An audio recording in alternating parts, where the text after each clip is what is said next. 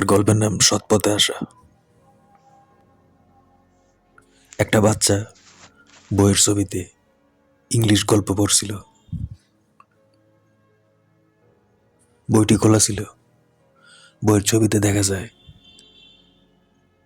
একটা লোক, তার নাম টম। সে চা দিয়ে বিস্কুট খাচ্ছে। বিস্কুটটা হলো মিল্ক মেরি বিস্কুট।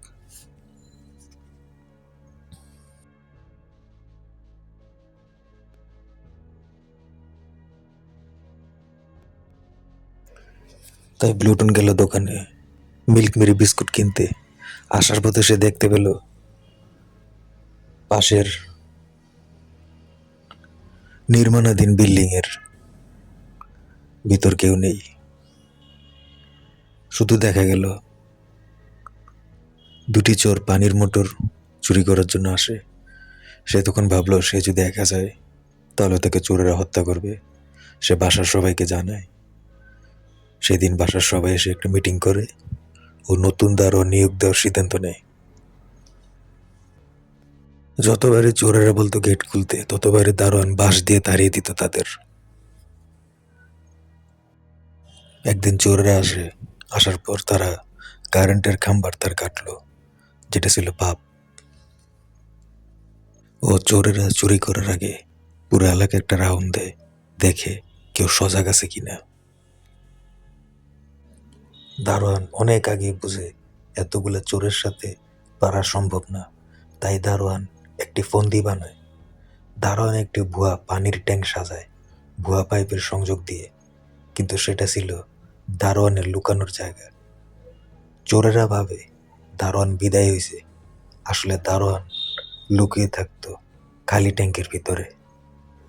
দারোয়ান জানে এখন সকলে ঘুম, সে একা পেরে উঠবে না তাদের সাথে। তাই দারোয়ান বুদ্ধি করে একটা ভুয়ার খালি ট্যাঙ্ক, যেটার ভিতর পানি ছিল না, সেটার ভিতর লুকিয়ে থাকে। যেই না চোরেরা ঢুকে পড়ল সেই এক রুম বিশিষ্ট গ্যারেজে চা ও বিস্কুট খেতে, সাথে সাথে দারোয়ান এসে তালা মেরে দিল। চোরেরা বন্ধ হলো। দারোয়ান প্ল্যান অনুযায়ী লুকিয়েছিল প্লাস্টিক পানির ট্যাঙ্কের ভিতর। এই প্লাস্টিক পানির ট্যাঙ্কটি কোনো পানি ছিল না, শুধু শো হিসাবে ছিল ছাদে।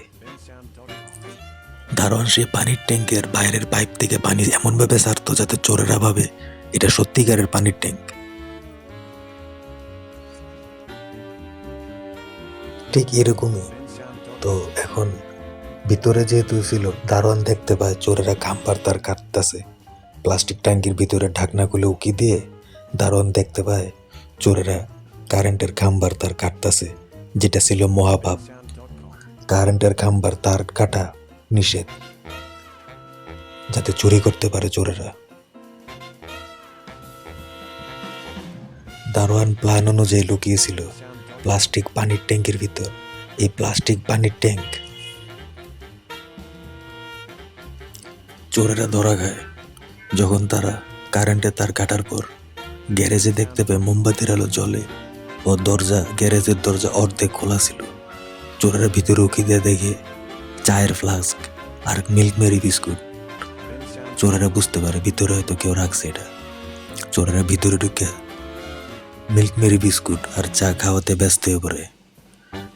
চুরি করা শেষে তারা খুব ক্ষুধার্ত ছিল। যেই না তারা ভিতরে ঢুকে, ঠিক সেই সময় দারোয়ান বাইরে থেকে গ্যারেজের দরজা লাগিয়ে তালা মেরে দিল। চোরেরা ভিতরে বন্দি হলো ও অনেক কান্নাকাটি করতে লাগলো।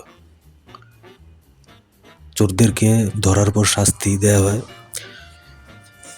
অনেক মারধরের পর, ব্যত্রাঘাতের পর চোরদের ক্ষমা প্রদান করা হলো। তখন চোরেরা তাদের দুষ্ট কাজ ত্যাগ করলো, আর তারা অন্ধকারে মিলিত হলো না। না যাদের কমলালতে দুর্ব্যবস্থা ষড়যন্ত্র করলো, বরঞ্চ তারা নিজেদের হাত দিল সৎ পরিশ্রমে, কঠোর পরিশ্রম এবং ঘামের বিনিময় নিজেদের শক্তি দ্বারা তারা রুটি অর্জন করলো। লজ্জার স্থান নিল সম্মান। এভাবেই দেশে শান্তি ফিরে এলো। ঘরবাড়িগুলো নিরাপদে অবস্থান করলো, দরজাগুলো বিঘ্নমুক্ত থাকলো এবং মানুষ রাতভর গভীর ঘুমালো।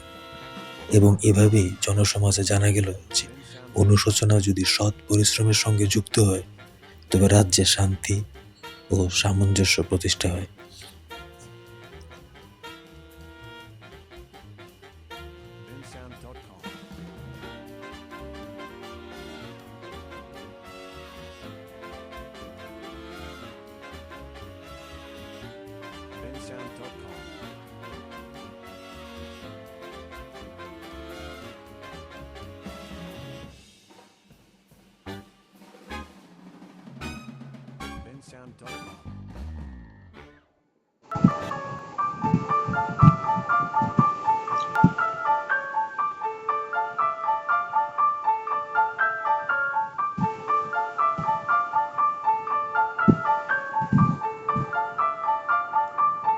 দারোয়ান বুঝতে পারছিল সে একা তাদের সাথে পারবে না, এতগুলা চোর। তখন সে একটা প্ল্যান করে, সে গ্যারেজে ভিতরে মোমবাতি জ্বালায় আর মিল্ক মেরি বিস্কুট আর চায়ের ফ্লাস্ক রাখে, এবং সে উৎপেতে থাকে কখন আসবে চোরেরা যখন কারেন্টের তার কাটার পর লোডশেডিং হয়, তখন তারা দেখতে পায় একটা গ্যারেজের ভিতর মোমবাতির আগুন জ্বলছে, ভিতরে মিল্ক মেরি বিস্কুট আর চা আছে। আর তারা যেই না ঢুকে, তখন দারোয়ান ভুয়া টাঙ্কির ভিতর থেকে উকি দিয়ে সব দেখছিল তাদের, এবং তাদেরকে তখন দারোয়ান টাঙ্কির ভিতর থেকে বাইরে আসে অন্ধকারে। আইসা তাদেরকে গ্যারেজের ভিতর, যখন তারা বসে চা আর বিস্কুট খাওয়াতে ব্যস্ত ছিল চোরেরা, ঠিক সেই সময় দারোয়ান গ্যারেজের দরজা লক করে দেয় বাইরে থেকে। চোরেরা ভিতরে বন্দী হয়। এভাবে চোরদেরকে ধরা সম্ভব হয়। চোরেরা পরবর্তীতে ভালো হয়ে যায়, তারা পরিশ্রম করতে থাকে, তারা চুরি করা বন্ধ করে। এরপর দেশে শান্তি আসলো।